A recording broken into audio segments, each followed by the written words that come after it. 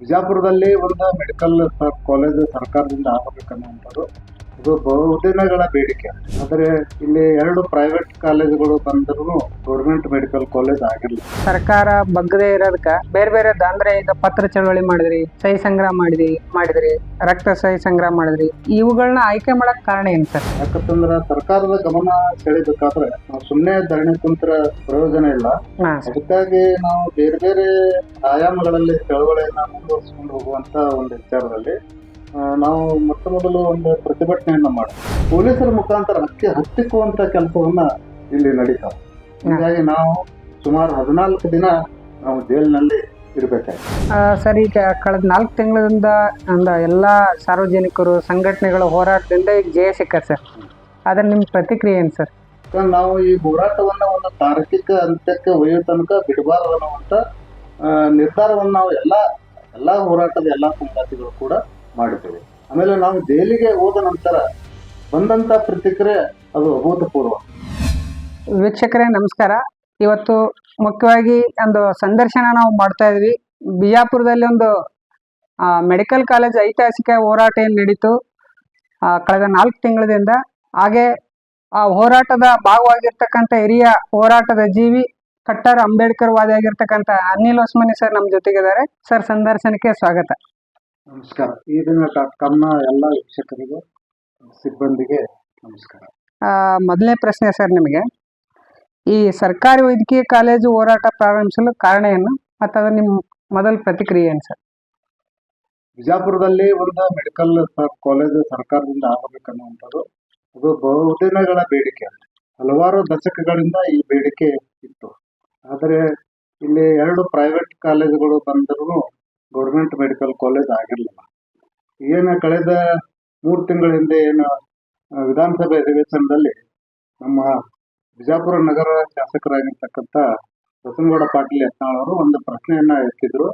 ಬಿಜಾಪುರದಲ್ಲಿ ಎಲ್ಲಾ ಫೆಸಿಲಿಟಿ ಇದೆ, ಅದಕ್ಕೆ ಬಿಜಾಪುರಕ್ಕೆ ಮೆಡಿಕಲ್ ಕಾಲೇಜ್ ಕೊಡಬೇಕನ್ನುವಂತ ಒಂದು ಪ್ರಸ್ತಾವವನ್ನು ಅವರು ವಿಧಾನಸಭೆ ಅಧಿವೇಶನದಲ್ಲಿ ಇಟ್ಟಿದ್ದರು.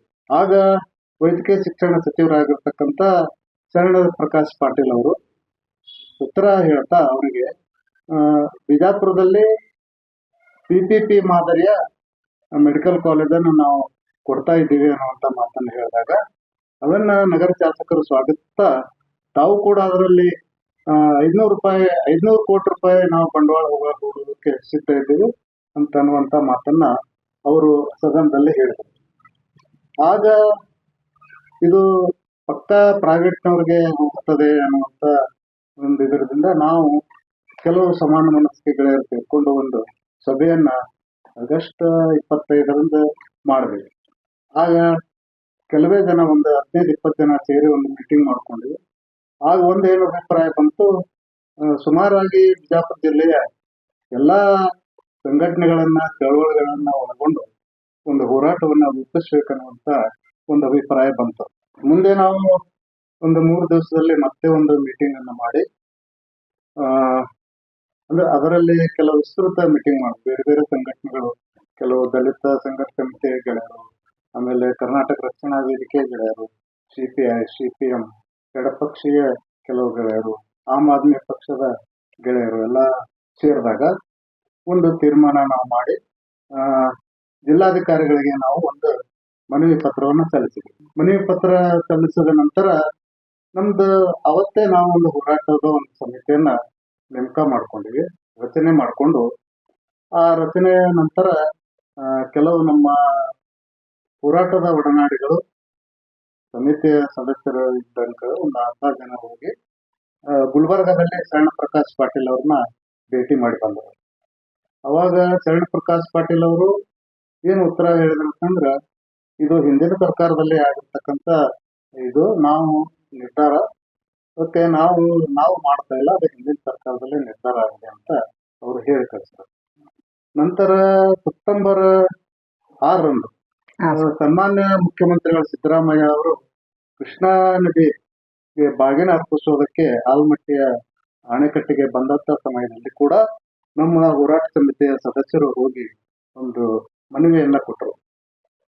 ಆ ಸಂದರ್ಭದಲ್ಲಿ ಒಂದು ಪತ್ರಿಕಾಗೋಷ್ಠಿಯಲ್ಲಿ ಮಾತನಾಡ್ತಾ ಸಿದ್ದರಾಮಯ್ಯ ಅವರು ಮಾಧ್ಯಮದ ಪ್ರಶ್ನೆಗೆ ಉತ್ತರ ಕೊಡ್ತಾ ಅದರಲ್ಲಿ ನಮ್ಮ ಉಪಮುಖ್ಯಮಂತ್ರಿ ಡಿ ಕೆ ಶಿವಕುಮಾರ್ ಅವರು, ಇಲ್ಲ ಇದು ಕೇಂದ್ರ ಸರ್ಕಾರದ ಗೈಡ್ಲೈನ್ ಪ್ರಕಾರ ನಾವು ಮಾಡ್ತಾ ಇದ್ದೀವಿ PPP ಮಾದರಿಯಲ್ಲಿ, ಅದಕ್ಕೆ ಯಾರು ಬೇಕಾದರೂ ಅದರಲ್ಲಿ ಭಾಗವಹಿಸಬಹುದು ಟೆಂಡರ್ನಲ್ಲಿ ಅಂತ ಮಾತನ್ನ ಅವರು ಹೇಳಿದರು. ಆಗ ನಾವು ಮುಂದೆ 6ನೇ ತಾರೀಕು ನಂತರ 10ನೇ ತಾರೀಕು ಒಬ್ಬ ನೋಡಲ್ ಆಫೀಸರ್ ಅನ್ನ ನೇಮಕ ಆಯ್ತು, ಸೆಪ್ಟೆಂಬರ್ 10ನೇ ತಾರೀಕು. ಆಗ ನಾವು ಈ ಇದರ ಪ್ರೊಸೆಸ್ ಸ್ಟಾರ್ಟ್ ಆಗ್ಬೋದು ಅನ್ನೋಂಥ ಒಂದು ಸಂದೇಹ ಇಟ್ಕೊಂಡು ನಾವು ಮತ್ತೆ ಒಂದು ಸಭೆ ಸೇರಿ ಧರಣಿಯನ್ನ ಪ್ರಾರಂಭ ಮಾಡಬೇಕು ಅನ್ನುವಂಥ ವಿಚಾರ, ಸರ್ಕಾರದ ಮೇಲೆ ಒತ್ತಡ ಹಾಕುವ ಸಲುವಾಗಿ ನಾವು ಸತ್ಯಾಗ್ರಹವನ್ನು ಮಾಡಬೇಕು ಅನ್ನುವಂಥ ಮಾತನ್ನ ಹೇಳ್ತಾ ಎಲ್ಲರೂ ನಿರ್ಧಾರ ತಗೊಂಡು ಅವತ್ತು ನಾವು ಸೆಪ್ಟೆಂಬರ್ 18ರಿಂದ ಧರಣಿಯನ್ನ ನಾವು ಪ್ರಾರಂಭಿಸಿದೆವು. ಈಗ ಧರಣಿ ಅಂದ್ರೆ ಈ ಹೋರಾಟ ಹಿನ್ನೆಲೆ ಹೇಳಿದೆ ಸರ್. ಈಗ ಅದಾದ್ಮೇಲೆ ಸರ್ಕಾರ ಬಗ್ಗದೆ ಇರೋದಕ್ಕ ಬೇರೆ ಬೇರೆ ಅಂದ್ರೆ ಈಗ ಪತ್ರ ಚಳವಳಿ ಮಾಡಿದ್ರಿ, ಸಹಿ ಸಂಗ್ರಹ ಮಾಡಿದ್ರಿ, ರಕ್ತ ಸಹಿ ಸಂಗ್ರಹ ಮಾಡಿದ್ರಿ. ಇವುಗಳನ್ನ ಆಯ್ಕೆ ಮಾಡಕ್ ಕಾರಣ ಏನ್ ಸರ್?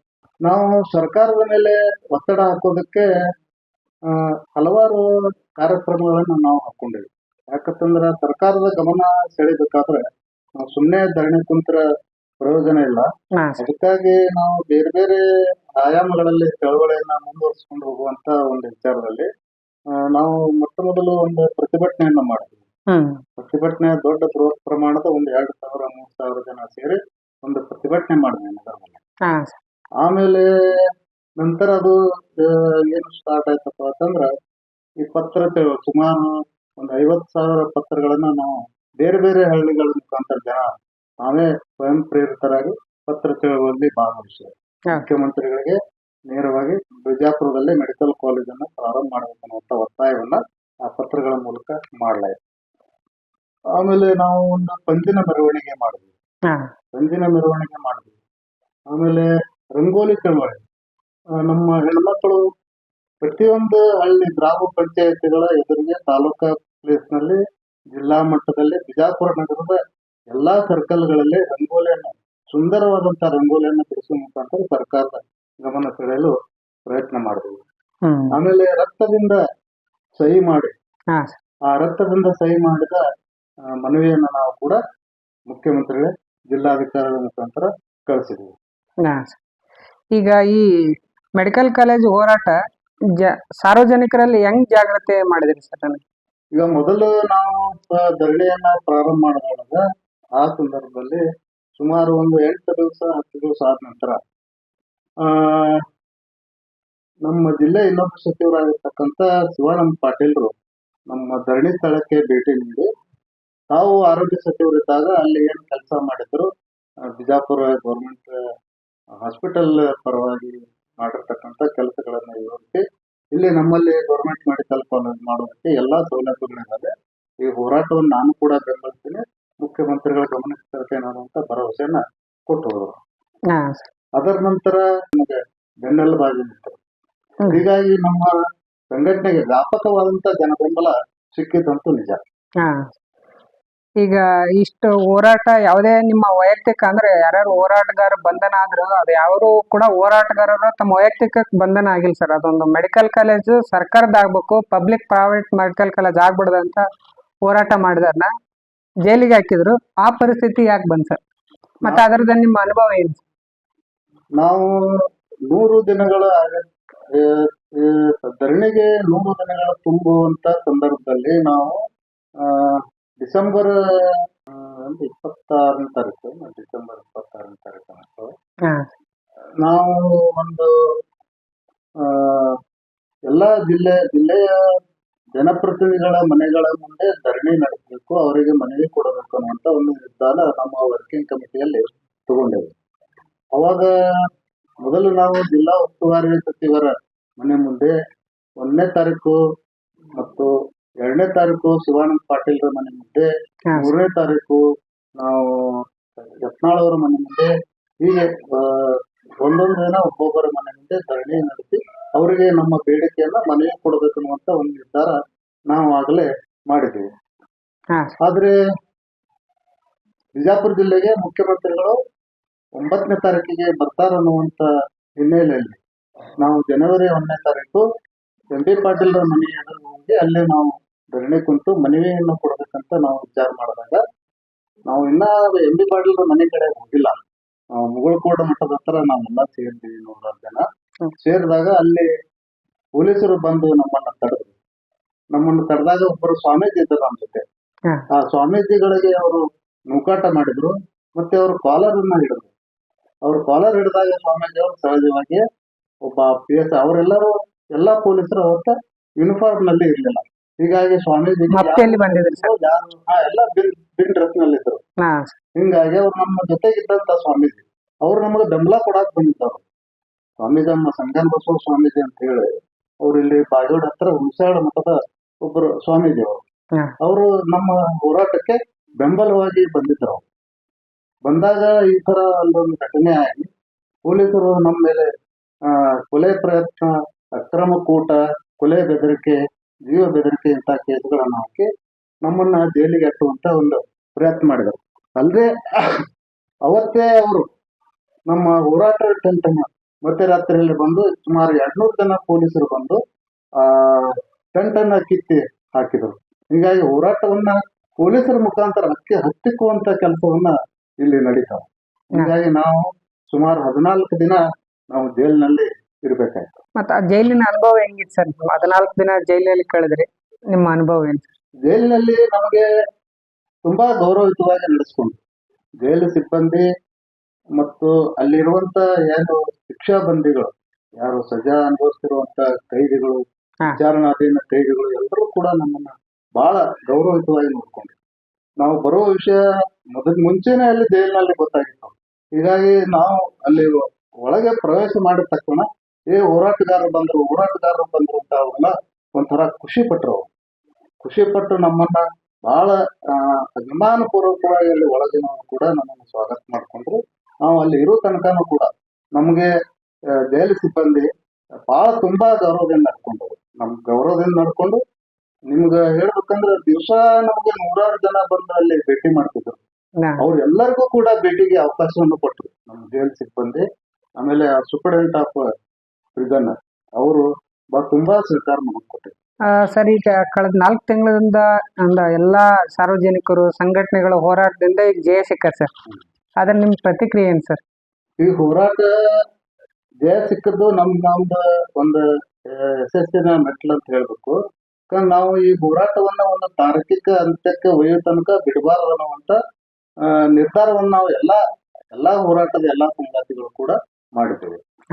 ಆ ಮುಖಾಂತರ ನಾವು ಜಿಲ್ಲೆ ಎಲ್ಲಾ ಜನರ ಸಹಕಾರವನ್ನು ನಾವು ಕೋರ್ತೀವಿ. ಮತ್ತೆ ಇನ್ಕ್ಲೂಡಿಂಗ್ ಪೊಲೀಸರು ಕೂಡ ನಮಗೆ 100 ದಿನಗಳ ಕೂಡ ತುಂಬಾ ಸಹಕಾರ ನೀಡಿದ್ದಾರೆ. ಅದರ ಜೊತೆಗೆ ಜಿಲ್ಲೆಯ ಏನು ಎಲ್ಲ ಪ್ರತಿಯೊಂದು ಸಂಘಟನೆಗಳು ಕೂಡ ಏನು ಬೆಂಬಲ ಕೊಟ್ಟರು, ಅದು ಒಂದು ಅಭೂತಪೂರ್ವ ಬೆಂಬಲ ಸಿಕ್ತು. ಆಮೇಲೆ ನಾವು ಜೈಲಿಗೆ ಹೋದ ನಂತರ ಬಂದಂತ ಪ್ರತಿಕ್ರಿಯೆ ಅದು ಅಭೂತಪೂರ್ವ. ನಾವು ಒಳಗಿದ್ದ ನಮ್ಗಲ್ಲಿ ಲೈಬ್ರರಿಯಲ್ಲಿ ಪತ್ರಿಕೆಗಳು ಸಿಕ್ತಿದ್ದು ಓದಾಕ, ಜೈಲ್ ಲೈಬ್ರರಿ. ನಾವು ಅದನ್ನ ನೋಡಿ ನಮ್ಗೆ ಬಹಳ ಖುಷಿ ಆಯ್ತು. ಯಾಕಂದ್ರೆ ಇಡೀ ಜಿಲ್ಲೆಯ ಜನ ಪ್ರತಿಯೊಂದು ತಾಲೂಕಿನಲ್ಲಿ ಕೂಡ ಪ್ರತಿಭಟನೆಗಳನ್ನು ನೋಡ್ಬೋದು. ಆಮೇಲೆ ಬಿಜಾಪುರದಲ್ಲಿ ಕೂಡ DC ಮುಖಾಂತರ ಸಾಕಷ್ಟು ಸಂಘಟನೆಗಳು ಮನವಿಯನ್ನ ಕೊಟ್ಟು ಹೋರಾಟಗಾರನ ಬೇಷರತ್ತಾಗಿ ಬಿಡುಗಡೆ ಮಾಡಬೇಕು ಅನ್ನುವಂತ ಒಂದು ಒಕ್ಕೊರಲಿನ ಬೇಡಿಕೆಯನ್ನ ಇಟ್ಕೊಂಡು ಅವ್ರೇನ್ ನಮ್ಮ ಜನ ನಮ್ಗ ಬಹಳ ಗೌರವದಿಂದ ನೋಡ್ಕೊಂಡ ಕಾರಣ ಈ ಜಯ ಸಿಕ್ತು. ಈ ಜಯ ಹೋರಾಟಗಾರರಿಗೆ ಮಾತ್ರ ಸಿಕ್ಕಂತ ಜಯ ಅಲ್ಲ, ಇದು ಇಡೀ ಜಿಲ್ಲೆಯ ಎಲ್ಲಾ ಸಂಘಟನೆಗಳಿಗೆ ಸಿಕ್ಕಂತ ಒಂದು ಜಯ ಅಂತ ನಾವು ತಿಳ್ಕೊಂಡ್ವಿ. ಸರ್, ಈಗ ಈ ಹೋರಾಟದಲ್ಲಿ ಎಲ್ಲಾ ವಿಚಾರವಾದಿಗಳಿದ್ದಾರೆ ಸರ್, ಎಡ ಬಲ, ಆಮೇಲೆ ಅಂಬೇಡ್ಕರ್ ವಾದಿಗಳಿದ್ರು, ಬೇರೆ ಬೇರೆದ್ರೆಲ್ಲ ಇದ್ರು. ಇವ್ರನ್ನೆಲ್ಲ ಒಂದು ವೇದಿಕೆಗೆ ತರಕ್ಕೆ ಏನೆಲ್ಲ ಮಾಡಿದ್ರು ಸರ್? ನಾವು ಪ್ರಪ್ರಥಮವಾಗಿ ಮೊದಲ ಸಭೆಯಲ್ಲೇ ನಾವು ಒಂದು ತೀರ್ಮಾನ ತಗೊಂಡ್ವಿ. ಈ ಎಲ್ಲ ಸಂಘಟನೆಗಳು, ಎಲ್ಲ ಪಕ್ಷಗಳು, ಎಲ್ಲ ಧರ್ಮದ ಜನಾಂಗ, ಎಲ್ಲ ಜಾತಿಯ ಜನರು ಇದರಲ್ಲಿ ಭಾಗವಹಿಸಬೇಕು ಅನ್ನುವಂತ ಒಂದು ತೀರ್ಮಾನವನ್ನು ತಗೊಂಡು ಪ್ರತಿಯೊಂದು ಸಂಘಟನೆಗಳಿಗೆ ನಾವು ಅವ್ರಿಗೆ ಆಹ್ವಾನ ಕೊಟ್ಟಿವಿ. ನಮ್ಮ ಜೊತೆ ನೀವು ಬರ್ರಿ ಹೋರಾಟಕ್ಕಂತೇಳಿ. ಅವಾಗ ಸ್ವಯಂ ಪ್ರೇರಿತರಾಗಿ ಬಹಳ ಸಂಘಟನೆ ಮುಖಂಡರೆಲ್ಲ ಅಲ್ಲಿ ಬಂದು ನಮ್ಮ ಜೊತೆ ಸೇರ್ಕೊಂಡಾಗ ನಾವು ಅವ್ರ ಮೇಲೆ ಈ ಒಂದು ಸಾಮಾನ್ಯವಾಗಿ ಇದು ಜನರಿಗೆ ಬೇಕಾದಂತ ಬೇಡಿಕೆ. ಯಾಕಂದ್ರೆ ಬಡವರ ಮಕ್ಕಳು ವೈದ್ಯಕೀಯ ಶಿಕ್ಷಣ ಕಲಿಯೋದು ಎಷ್ಟು ದುಬಾರಿ ಆಯ್ತು ಅನ್ನೋದು ಪ್ರತಿಯೊಬ್ಬರಿಗೆ ಗೊತ್ತಿರುವಂತ ಸಂಗತಿ ಆಗಿದ್ದರಿಂದ ಅವರೆಲ್ಲರೂ ಬಂದು ಇಲ್ಲಿ ಭಾಗವಹಿಸಿದರು. ಆ ಭಾಗವಹಿಸಿದ ಕಾರಣಕ್ಕಾಗಿನೇ ಸರ್ಕಾರ ಇವತ್ತ ಜಿಲ್ಲೆಯ ಜನರ ಬೇಡಿಕೆಗೆ ಮಣಿದು ಇಲ್ಲಿ ಘೋಷಣೆಯನ್ನ ಮಾಡಿದ್ರು. ಮುಖ್ಯಮಂತ್ರಿಗಳು ಬಂದು ಬಿಜಾಪುರಕ್ಕೆ ಸರ್ಕಾರಿ ಮೆಡಿಕಲ್ ಕಾಲೇಜ್ ಕೊಡ್ತೀವಿ ಅನ್ನುವಂಥದ್ದನ್ನ ಘೋಷಣೆ ಮಾಡೋದು. ಅದಕ್ಕಿಂತ ಮುಂಚೆನೆ 7ನೇ ತಾರೀಕು ಹಾವೇರಿಯಲ್ಲಿ ನಡೆದಂತ ಒಂದು ಕಾರ್ಯಕ್ರಮದಲ್ಲಿ ಅಲ್ಲಿ ಕೂಡ ಮುಖ್ಯಮಂತ್ರಿಗಳು ಬಿಜಾಪುರಕ್ಕೂ ಕೂಡ ನಾವು ಸರ್ಕಾರಿ ವೈದ್ಯಕೀಯ ಕಾಲೇಜ್ ಕೊಡ್ತೀವಿ ಅನ್ನೋದು ಅಲ್ಲೇನೂ ಘೋಷಣೆ ಮಾಡಿದ್ದಾರೆ. 7ನೇ ತಾರೀಕು ಬಿಜಾಪುರಕ್ಕೆ 9ನೇ ತಾರೀಕು ಬಂದಾಗ ಕೂಡ ಮುಖ್ಯಮಂತ್ರಿಗಳು ಇಲ್ಲಿ ಹೋರಾಟ ನಡೆದಿದೆ. ಆ ಹೋರಾಟಕ್ಕೆ ನಾವು ಸ್ಪಂದಿಸಿ ನಮ್ಮ ಬಿಜಾಪುರ ಜಿಲ್ಲೆಗೆ ಸರ್ಕಾರಿ ಮೆಡಿಕಲ್ ಕೊಡುವುದು ಮಾತ್ರ ಅಲ್ಲ, ಅದರ ಜೊತೆಗೆ ಈ ಜಿಲ್ಲೆಯ ಈ ರಾಜ್ಯದ ಎಲ್ಲಾ ಜಿಲ್ಲೆಗಳಲ್ಲಿ ಏನು ನಾವು PPP ಮಾಡ್ತಾ ಇದ್ದೀವಿ ಅದನ್ನ ನಾವು ವಾಪಸ್ ತಗೊಂಡು ಸರ್ಕಾರಿ ಮೆಡಿಕಲ್ ಕಾಲೇಜಲ್ಲೇ ಮಾಡ್ತೀವಿ ಅಂತ ಘೋಷಣೆಯನ್ನ ಮಾಡಿದರು. ಇದು ಬಿಜಾಪುರದಿಂದ ಇಡೀ ರಾಜ್ಯಕ್ಕೆ ಒಂದು ಮಾದರಿ ಆದಂತಹ ಹೋರಾಟ ಅನ್ನುವಂಥದ್ದು ನಮ್ಮ ಭಾವನೆ. ಸರ್, ಈ ಹೋರಾಟದಿಂದ ಸರ್ಕಾರಕ್ಕೆ ಮತ್ತು ಜನಪ್ರತಿನಿಧಿಗಳಿಗೆ ಏನ್ ಸಂದೇಶ ಹೇಳಕ್ ಬಯಸ್ತೀರಿ ಸರ್? ಏನಿಲ್ಲ, ಜನಪ್ರತಿನಿಧಿಗಳ ಕೆಲಸನೇ ಜನರ ಬೇಡಿಕೆಗಳನ್ನ ಈಡೇರಿಸುದು. ನಾವು ಅಲ್ಲಿ ಏನಪ್ಪಾ ಅಂತಂದ್ರ ಜನರು ನೇರವಾಗಿ ಆಡಳಿತದಲ್ಲಿ ಭಾಗವಹಿಸೋದಿಲ್ಲ ಅನ್ನೋ ಕಾರಣಕ್ಕಾಗಿ ಜನಪ್ರತಿನಿಧಿಗಳನ್ನ ನಾವು ಆ ರೀತಿ ಅವರು ನಮ್ಮ ಧ್ವನಿಯಾಗಿ ಅಲ್ಲಿ ಕೆಲಸ ಮಾಡಬೇಕು ಅನ್ನುವಂಥದ್ದನ್ನ ಅದು ಸಂವಿಧಾನ ಪ್ರಕಾರ ಆದಂಥದ್ದು. ಆದ್ರೆ ನಮ್ಮ ಜನಪ್ರತಿನಿಧಿಗಳು ಜನರ ಬೇಡಿಕೆಗೆ ತಕ್ಷಣ ಸ್ಪಂದಿಸಬೇಕಾಗಿತ್ತು. ನಾವು 115 ದಿನಗಳವರೆಗೆ ಈ ಚಳವಳಿ ನಡೀತು. ಅಲ್ಲಿ ತನಕನೂ ಕೂಡ ನಮ್ಮ ಜನಪ್ರತಿನಿಧಿಗಳು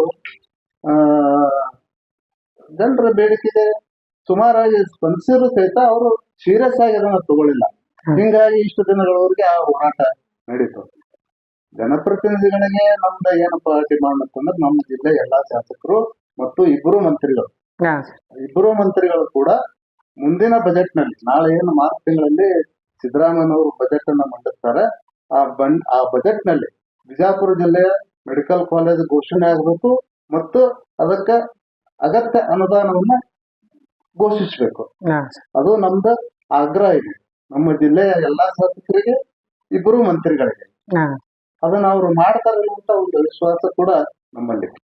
ಓಕೆ ಸರ್, ಇದು ಒಂದು ಈ ಹೋರಾಟ ಅಂದ್ರೆ ಯುವಜನರಿಗೆ ಒಂದು ಸ್ಫೂರ್ತಿ ಸರ್. ಈ ಒಂದು ಸ್ಫೂರ್ತಿನ ಯುವಜನರಿಗೆ ಏನ್ ಹೇಳಕ್ ಇಷ್ಟಪಡ್ತೀರಿ ಸರ್? ಅವು ಯಾವ ತರ ಈ ಇಂಥ ಚಳವಳಿಯಲ್ಲಿ ಭಾಗಿಯಾಗ್ಬೇಕಂತ ಬಯಸ್ತೀರಿ ಸರ್?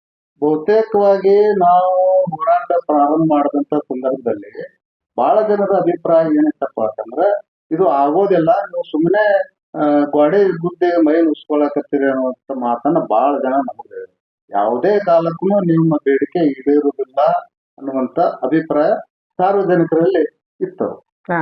ಆದ್ರೆ ಈಗ ಏನಾಗಿದೆ ಅಂತಂದ್ರೆ ಒಂದು ಹೋರಾಟದ ಮೂಲಕ ನಾವು ಸರ್ಕಾರವನ್ನ ಮಣಿಸಬಹುದು ಅನ್ನುವಂಥದ್ದನ್ನ ನಾವು ಈ ಹೋರಾಟ ತೋರಿಸಿಕೊಟ್ಟಿದೆ. ಇದು ಮುಂದಿನ ಹೋರಾಟಗಳಿಗೂ ಕೂಡ ಇದು ಪ್ರೇರಣೆ ಆಗುತ್ತೆ ಅನ್ನುವಂಥದ್ದು ನಮ್ಮ ಭಾವನೆ. ಓಕೆ ಸರ್, ಇಲ್ಲಿವರೆಗೆ ಏನು ಸಂದರ್ಶನಕ್ಕ ನಮ್ಗೆ ಟೈಮ್ ಕೊಟ್ಟಿದ್ರು ಅನಿಲ್ ಒಸ್ಮಾನಿ ಸರ್ಗೆ ಥ್ಯಾಂಕ್ ಯು ಸರ್. ನಮಸ್ತೆ. ಮತ್ತಷ್ಟು ವಿಶೇಷ ವಿಡಿಯೋಗಳನ್ನು ನೋಡಲು ಮತ್ತು ಹೊಸ ವಿಡಿಯೋಗಳ ಬಗ್ಗೆ ತಿಳಿಯಲು ಈ ದಿನ .com ಯೂಟ್ಯೂಬ್ ಚಾನೆಲ್ ಸಬ್ಸ್ಕ್ರೈಬ್ ಮಾಡಿ ಮತ್ತು ಬೆಲ್ ಐಕಾನ್ ಕ್ಲಿಕ್ ಮಾಡಿ.